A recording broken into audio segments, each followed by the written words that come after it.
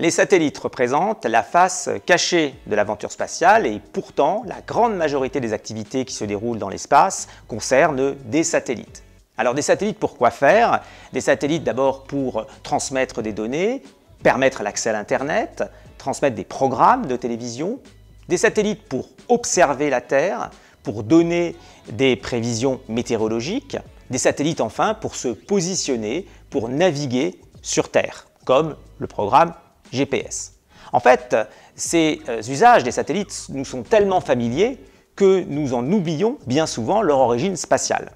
Alors quels sont les grands problèmes juridiques qui se posent par l'envoi des satellites? Eh bien d'abord, il faut gérer les fréquences et les orbites qui sont utilisées par ces satellites.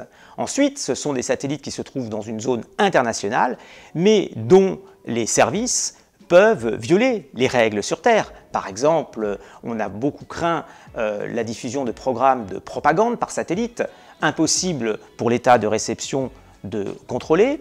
On s'inquiète également de l'espionnage par satellite et enfin, on aimerait promouvoir une coopération autour des données d'origine spatiale et permettre à tous, par exemple, d'avoir accès aux données environnementales ou aux données de l'observation de la Terre.